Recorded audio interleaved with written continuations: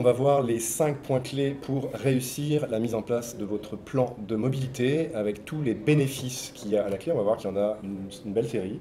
Bonjour Timothée Kellard. Bonjour. Donc, vous êtes fondateur du cabinet Ecodev, Oui. spécialiste en plan de mobilité, entre autres. Oui.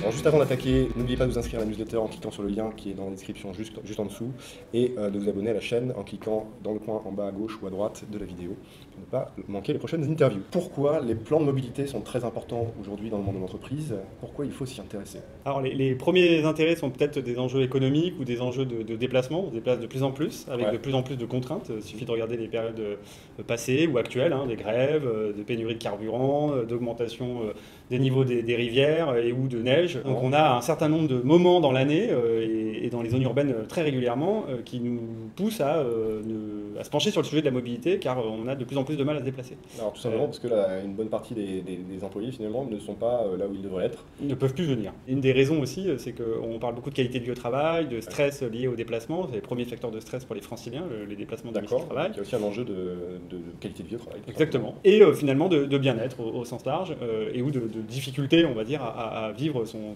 travail au quotidien. Au-delà de ces enjeux plus pragmatiques, il y a aussi une trame de fond qui est une trame sanitaire liée à la qualité de l'air. On a des pics de pollution, des réglementations qui nous poussent, mais c'est la troisième effectivement cause de mortalité évitable après le tabac et l'alcool. Troisième cause de mortalité évitable, donc on peut l'éviter par définition. Exactement. La pollution de l'air dans les villes. Pas que dans les zones urbaines malheureusement. On va revenir sur les avantages économiques dans un instant, mais on va commencer par la première étape. On commence par quoi?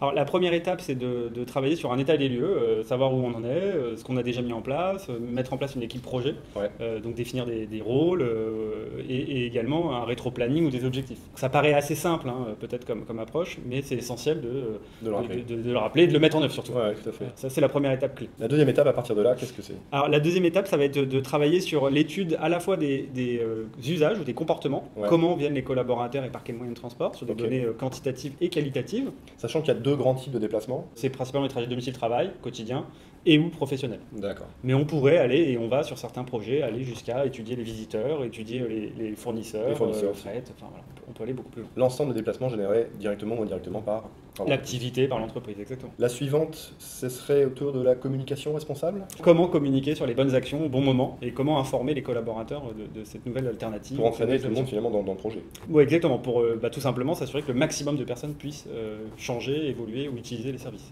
Ça peut impliquer la mise en place de petits challenges, de petits jeux dans l'entreprise, de valoriser les belles performances sur ce point-là. L'idée, c'est de mettre en place effectivement des mécanismes incitatifs qui sont à la fois des incitations qui valorisent les bonnes pratiques et également qui récompensent. On peut prendre des exemples, mais certaines pratiques sont aujourd'hui indemnisées financièrement par rapport à d'autres. Donc effectivement, on va avoir des incitations financières et des incitations D'accord, c'est très intéressant et on n'est pas au bout. Alors le suivant, c'est quoi? C'est la co-construction, c'est bien ça?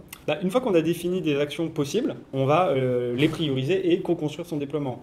On aime finalement proposer et demander aux collaborateurs et aux employeurs de se mettre autour de la table pour finalement favoriser des actions. Donc effectivement co-construire une feuille de route, un déploiement d'actions et prioriser en fonction des attentes des uns et des enjeux des autres. Il nous reste un dernier point pour mener à bien ce projet, le suivi de tout ça dans la durée. Toute action mise en place doit être mesurée, donc il faut mettre en place des indicateurs et les suivre sur le long terme, le moyen ou le long terme, peu importe.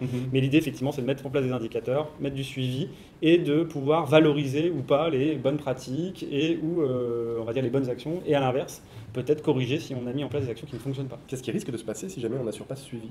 Alors, il peut y avoir deux écueils principaux. Je pense que le premier, c'est de créer de la frustration, puisqu'on va questionner les collaborateurs et ou leur proposer de se pencher sur un sujet.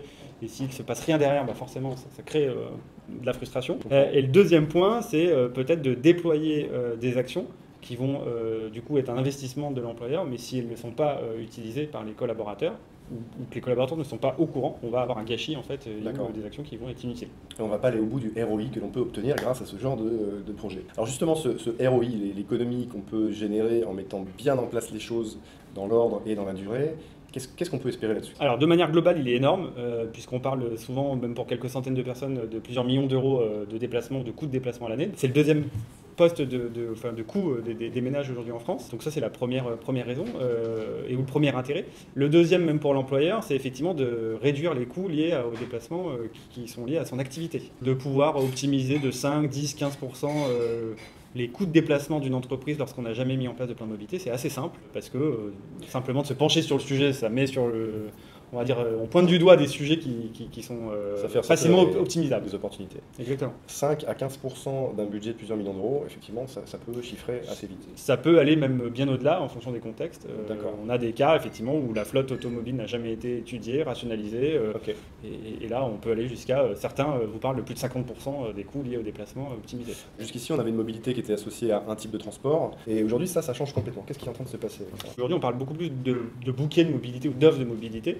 Et donc on parle de multimodalité ou d'intermodalité, c'est-à-dire proposer une gamme, un bouquet d'offres différentes. C'est-à-dire qu'on aurait une sorte de pack mobilité avec toute une série de possibilités de transport selon les besoins et adapté à ce besoin. Optimiser son déplacement en fonction du contexte. Alors ça veut dire qu'on peut faire autrement qu'une voiture par commercial. Exactement. On peut théoriquement réduire énormément les coûts, la flotte, ou tout simplement déjà même optimiser l'existant. On parlait de 90% du temps, les véhicules sont à l'arrêt et sont inutiles. Donc rien que sur ce poste, c'est un potentiel énorme. Waouh, donc tout ça, ça change assez vite et ça devient vraiment intéressant parce qu'effectivement, il y a beaucoup de bénéfices à en tirer pour vous. Mais bien au-delà de la législation et de la contrainte législative, on voit qu'il y a des bénéfices économiques qui sont quand même très nets. Des bénéfices en termes de santé publique, des bénéfices en termes de qualité de vie au travail pour les collaborateurs et puis l'ensemble des parties prenantes, si on va jusque-là. Et finalement, il y a des bénéfices à tous les niveaux. Même pour le pouvoir d'achat des collaborateurs qui font du covoiturage. Si vous n'avez pas encore de plan de mobilité efficace dans votre entreprise, allez-y, faites appel à quelqu'un comme Timothée Kellar et à son équipe, donc d'Ecodev. Vous trouverez le lien dans la description de la vidéo juste en dessous. Vous trouverez aussi le lien pour vous inscrire à la newsletter, recevoir les nouvelles du projet. Et inscrivez-vous bien sûr à la chaîne en cliquant en bas à droite ou en bas à gauche de la vidéo pour recevoir les prochaines interviews. Merci beaucoup Timothée. Merci.